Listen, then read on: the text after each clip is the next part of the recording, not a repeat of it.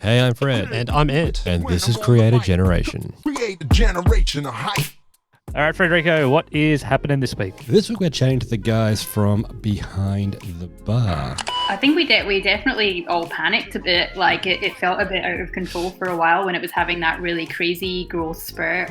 We met them on their journey before they had like 0 subs, and now the channel is doing really well. So it's really a fascinating insight into how to grow a YouTube channel. Just a quick note, this is a cut down version of this interview. If you want to check out the whole podcast, head on over to your favorite podcast platform like Apple Podcasts or Spotify, and you can check it out there. Let's get into it. Let's get into it. All right, welcome back to Creator Generation. This week we are joined by Josh and Cara from Behind the Bar. Hi. Thanks for having us. I don't have a cocktail in hand, so I really failed at prep for this episode. I'm hoping at least, Cara, you got a... I actually don't. I think last time when we were on your, when we did the little tutorial with you, I had one on hand. But yeah, it was a little bit early in the day, even for me today. It's after midday. Anyway, Behind the Bar, we probably should give context. It's a cocktail YouTube channel. So maybe both of you or either of you could maybe do a better introduction of what your channel's about. Well, I think I guess our kind of tagline is, a safe space for all things bar and booze. So it is a cocktail YouTube, but also, looking at a lot around sort of drinks and drink culture. There's a lot of kind of storytelling and I guess like deeper dives on specific spirits and things like that as well. So a fairly, a good spread of content, I think, as well as just your sort of how-tos on individual cocktails. First, at the beginning, how did you come up with the channel then? Yeah, sure. Well, so there's a third party that you're not speaking to today, and his name's Jesse, and he owns the restaurant that the bar Cara manages. But he's an old mate of mine. I grew up with him, and I was chatting to him about the idea, and his ears pricked up. He's always sort of looking for interesting things to do, and he talked about Cara and said, I think she would be great. And Cara and I hooked up, and I sort of talked about my ideas, and Cara's got a huge passion for. She's obviously an expert in her field, but also got a passion for teaching people. And I think, those things when they're combined, that's the sort of gold dust that you need for something to be successful on YouTube, I think. And so, that's how we met. But we didn't really know each other before. And Cara, what did you think about, being asked, do you want to be a YouTuber?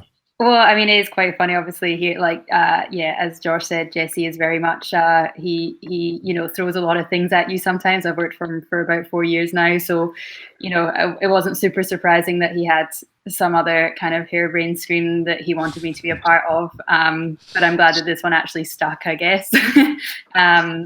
Probably didn't realize quite how much a commitment is, but it's also obviously so rewarding, especially when you does start to grow a little bit. And I think as Josh says, I really, enjoy talking about what I do and trying to make it, I guess, see that it's something that deserves to be taken seriously. And it's such, hospitality is such a big part of all of our lives, but a lot of people that don't work in it don't really think about it and don't maybe give it the respect that it deserves. Mm-hmm. It's definitely like I saw a few different positives in being able to sort of go online and connect with people about it. It's interesting what you say about you... shh, Ant, quiet. Farhad's talking. No. Ant, quiet. Shh. No, go for it. I'll go to the kitchen, just make myself a cocktail, and I'll just sit back and have a listen. Okay, that's cool. Cara, any suggestions to what I should whip up quickly while I'm just? Well, you mean you haven't watched our like easy lockdown cocktails? You could do a little bit if you've got some gin and some honey. Yeah, gin and honey sounds good. Yeah, it's funny you say, sometimes things don't get the level of attention they deserve in terms of like how difficult they're going to be. Often we find that with creators, no matter what we tell people when they're first starting, they never quite realize how much effort it takes to build a channel.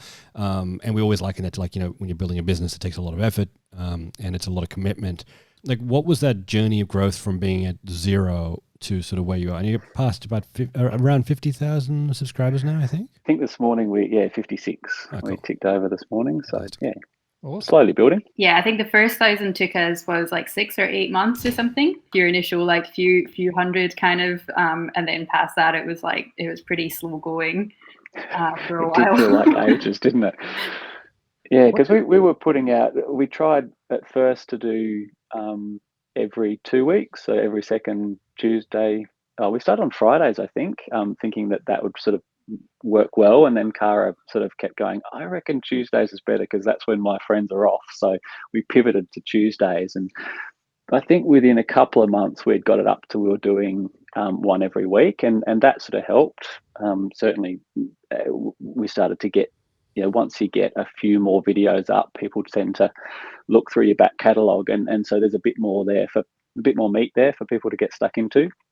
But yeah, it was 8 or 9 months for the first 1,000, and then maybe sort of 8 or 10 weeks for the second 1,000, and then 6 weeks for the third 1,000, and then suddenly it sort of, it started to move pretty quick, and then when we hit 10,000, then suddenly it just went bam and grew really quickly for a month or two, and then it's leveled off a little bit now.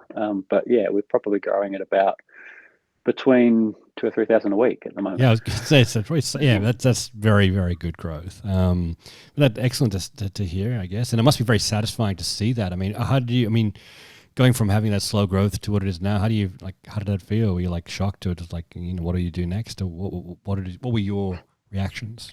I think we definitely all panicked a bit. Like it felt a bit out of control for a while when it was having that really crazy growth spurt.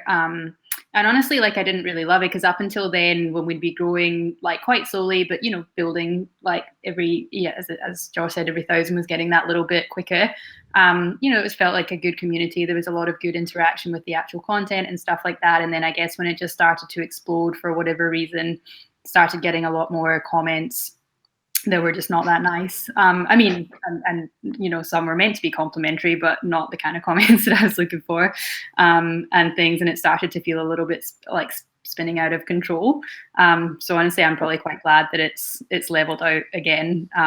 Because I think numbers are one thing, but also trying to, as I said, our whole tagline is a safe space for all things bar and booze. And when you start growing that quickly, how do you really keep a handle on that and make sure that the comment section actually is a nice place to be where people can ask questions and not get jumped on and that kind of thing. So yeah, I think with it leveling out now, it's starting to get back to feeling like we're more being served to the kind of people that actually want to watch us and not just tear it apart or say gross things. Yeah, I think that the analytics on YouTube don't factor in marriage proposals, and I think at one stage Cara was getting about 10 a day there. So and yeah, the whiskey video, how to order whiskey like a boss, has been the one it went crazy. I don't know what happened to it, but yeah, sort of it went from maybe 10,000 views over. It had been up for 9 or 10 months, and then all of a sudden it did 300,000 views in a month, and just it was really crazy there for a while. You guys produce pretty polished YouTube content. Like the production value is pretty high. And the information that you're going, like, it's not just a how-to. You go quite dense. So what goes into making a behind the bar YouTube video? Yeah, there's a few steps. At first, I was I would defer to Cara a little bit more and sort of say, what do you think is worth, what do you think we need on the channel? I probably come from it now a little bit more looking at what other people are doing and sort of what audiences are after, but I still defer very much to Cara in terms of how that story is told. I usually start just doing some research, so seeing what kind of resources are already out there. I've got a few sort of online resources that I respect for bartending, because obviously there's just so much information out there, and I think that's another useful thing from having been in the industry for a while. I can look at a page or a recipe or whatever and be like, I don't think these guys really know what they're talking about, but there's a few pretty solid resources that I'll just read through basically everything and get it in my head and start kind of talking it out and trying to figure out where the angle is in it to make it a little bit interesting and a little bit unique. And then just write the script. Really, it's not too complicated on my end.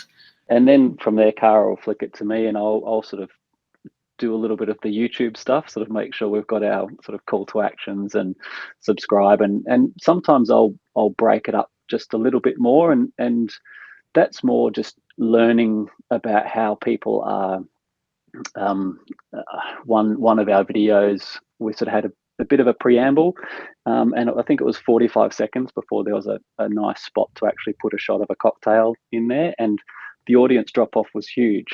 So it was a bit of a lesson there. Okay, there needs to be a snappy introduction, no more than 10 seconds long, and get a picture of a cocktail or something happening really early on to pique the interest.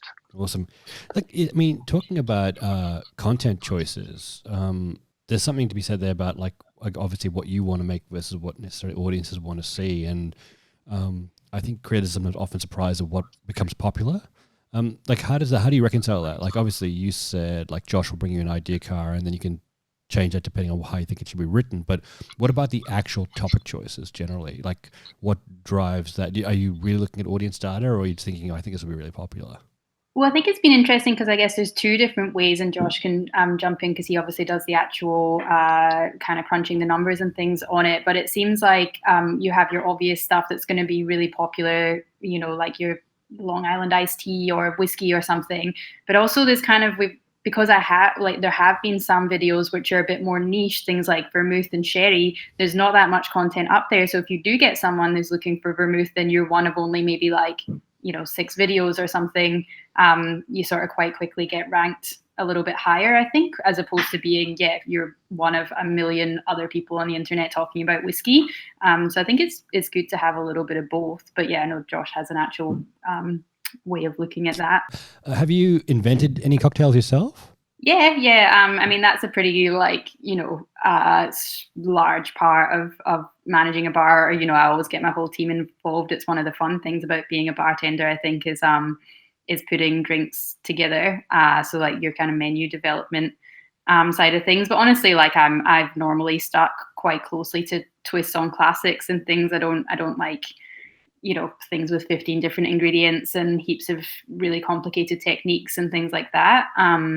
But would definitely use a lot more fresh produce than we really do on YouTube, and have those kind of steps of making homemade syrups or shrubs or things like that are what I guess make your cocktails different from any other bars. And that's, I guess, something that we might have to look at some point, because we're just not really set up at the moment to show me making cocktail syrups and things in the film set. So I've kind of stayed away from anything too complicated that I can't drop a pretty easy recipe just in. But yeah, I guess further down the line, that's definitely a way to expand. I don't think we'll run out of things to talk about anytime soon, but I'm sure that side of thing would be something people would like to see as well. I'm going to tell you some ingredients that I think would work in a cocktail, and I want you to tell me A, would it work, and then B, I'd like you to give it a name if you could. Okay. So I'm thinking a little bit of spring water, a dash of cooking salt, a dried bay leaf, and a shot of vodka. Yeah, I reckon that sounds, I mean, it's not too far from a martini, really, is it? I don't. What would you call that one? What would you call it? I don't know. It's like salty dog. Salty dog. I can't top that. I'd like to order it. Like, who wouldn't want to? It's kind of like YouTube titling. Yeah. I call that the Ant McCormack, by the way, if you're wondering. Oh, the salty dog. That's like, I'm down with that. Like, I'd love to order it. Stand at the bar. I'll have 2 salty dogs, please. Yeah, I bet Cara's like, oh, that's a terrible idea, and then you're writing it down in your book, and you're like, this is gonna make No, I mean, I'm honestly just thinking, I feel like that is already a drink. That's the thing. All the good names have been taken already. This is why I like working in a Spanish restaurant, because then what I do is I just take one of the ingredient names and then translate it to Spanish, and that's what the cocktail is called. So I've had like, the mandarina or or I just find a nice sounding Spanish word. Right. Oh, nice. Well, I can't. Like, I want to go. Let's go back and talk YouTube, because talking cocktails is phenomenally interesting. But cocktails and YouTube is the sweet spot for us here on this podcast. And I think, you know, while we're recording this, we're still in COVID. We're in lockdown, but that's not been such a bad thing for the channel, right? Like, that's coincided with a fair bit of growth. I can jump in there. Look, it's a hard one, because first lockdown for us didn't see much of a change. Everything sort of seemed to stay pretty consistent. It was still growing, but it wasn't growing any faster than it had before.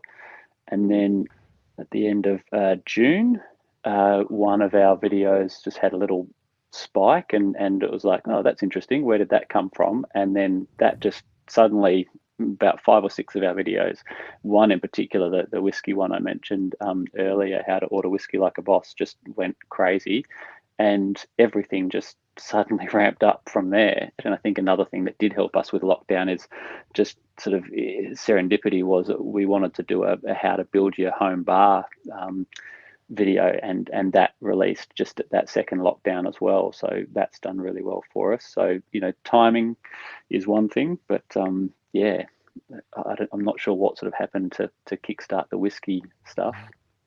And having that back catalogue also was that's like a lot of views were coming to past videos in your library, right? Yeah, so I think that sort of has certainly helped, having that back catalogue, and people do find us for whatever reason through their searches, and then learn that we've got a bunch of other content that they like as well. Awesome. Hey, look, we are actually nearly out of time. So we have a couple of last questions. The first one's probably the most important. And I'd say Cara's probably best suited to answer this. Cara, you don't really know Ant and I super well, but from what you do know of us, if you were to align our personalities with cocktails, what would they be? Oh, I feel like you'd be maybe like a fairly kind of like serious, like stirred down, yeah, like a Manhattan or something, like, you know, like pretty classic, and like, you know, that you're drinking booze when you're drinking it. And I feel like Ant would maybe be something like a little bit more fun and flirty, like maybe a daiquiri or something, like nice and, you know, bright and fresh and. I like it. A fruit tingle. Best enjoyed on the beach.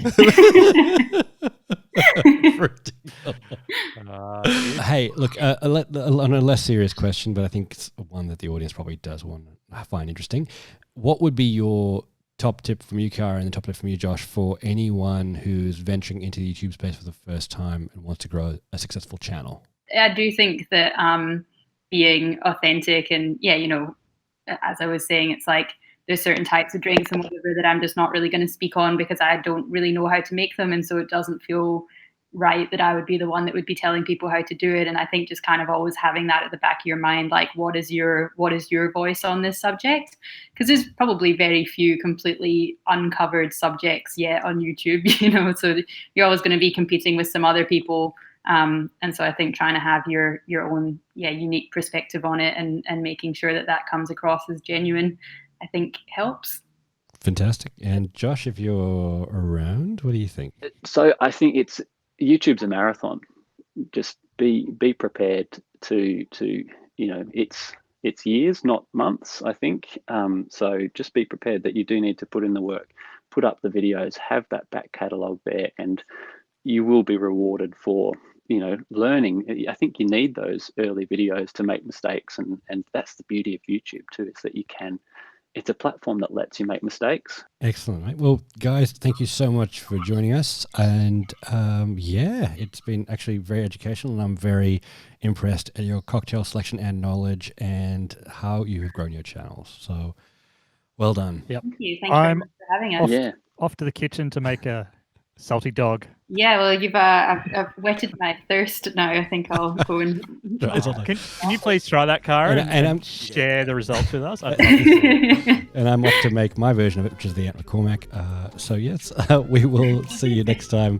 Thanks, guys. Thank you very much. See you guys. Bye. Bye. Create a generation. Look on the mic.